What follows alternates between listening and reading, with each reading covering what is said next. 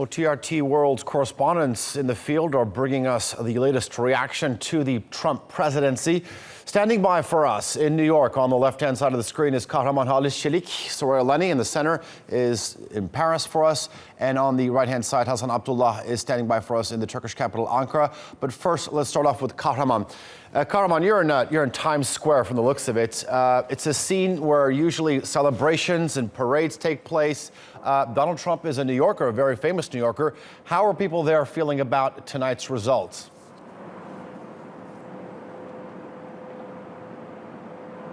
Well, Alican, earlier in the evening, many people started coming here to celebrate the victory of Hillary Clinton. But the more the results came in, the more people left the square behind me. Now Donald Trump is a New Yorker, but Republicans don't have much support here in New York City. The city is almost always Democrat. They voted for Hillary Clinton, and many people we spoke with throughout the night were very disappointed.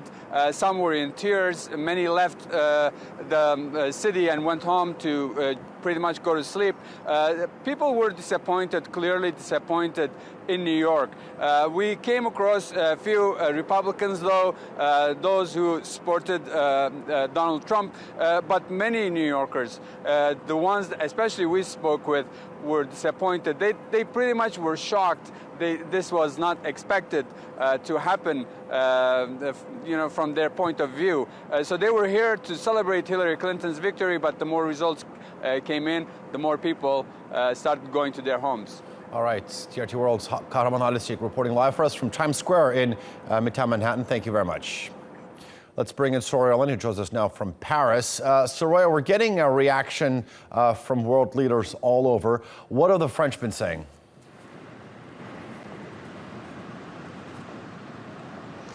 Well, there's been a lot of reaction out of Paris, and let me put it to you like this, Ali John. The reaction here in France to a Trump presidency is just about as cold as the weather. The president, Francois Hollande, says this election is the opening of a period of uncertainty, and he's asked for Europeans to unite. The foreign minister, Jean-Marc Ayrault, who had already said that Trump's foreign policy was confused, says Europe must put itself first and that the United States is an ally, but they're not aligned. Now, Nicolas Sarkozy, the former president, is now running for leadership of the French Republican Party. They have primaries in just a few weeks.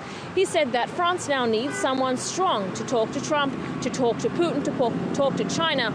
If you read between the lines, and basically given the fact that he's in the middle of his own campaign, he's saying he's the man for the French Republican nomination and also therefore the presidency. Marine Le Pen, probably the most positive comments are coming from her. She was the first French opposition leader to congratulate Mr. Trump on this victory even before the official results came out. But perhaps the most scathing comments came from the French ambassador to the United States, who said the world is collapsing.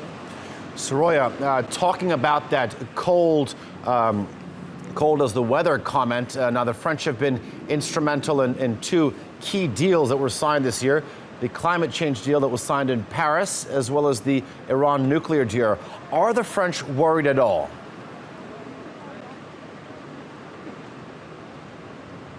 Absolutely, and their comments reflect this. Now, of course, we're talking about the COP21 climate change agreement that was reached almost a year ago here in Paris. It was a global accord to reduce greenhouse gases and reduce the global average temperature to less than 2 degrees Celsius. It's considered a landmark agreement. Now, Donald Trump says he wants to effectively renegotiate this and look at this deal again. The second major point of policy concern involves the Iran nuclear deal. France was a key member of that negotiating team, the P5+1, that reached that deal with Iran in July in 2015. Donald Trump says he wants to throw that agreement out, so it really leaves all of these agreements up in the air. And it's not just political regarding finance. In the last couple of days, the French oil giant Total has signed a deal with Iran. It's the very first Western bid contract that Iran has signed since that deal. It's worth $6 billion.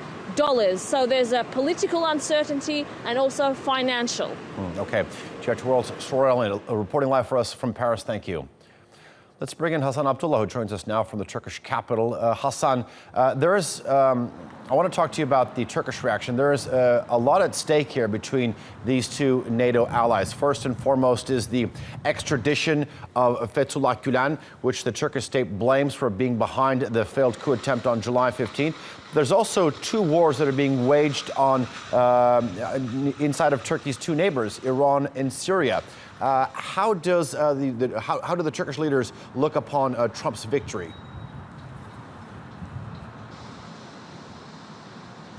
That's right, Ali John. The Turkish leadership has been congratulating Donald Trump on his victory.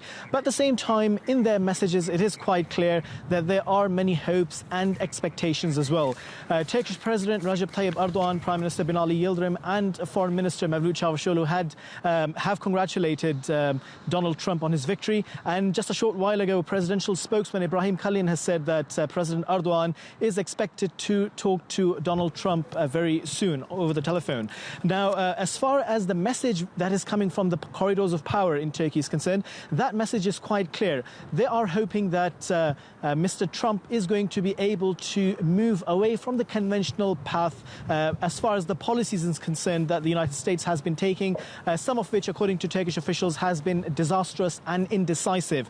And they're hoping that Mr. Trump is going to, as he's been saying during his campaign, he is going to be able to revive relations with many countries. Obviously, he's pointed at Russia as well. And we've had foreign minister saying that he hopes that Mr. Trump is going to be instrumental in reinforcing strategic cooperation between Turkey and the United States.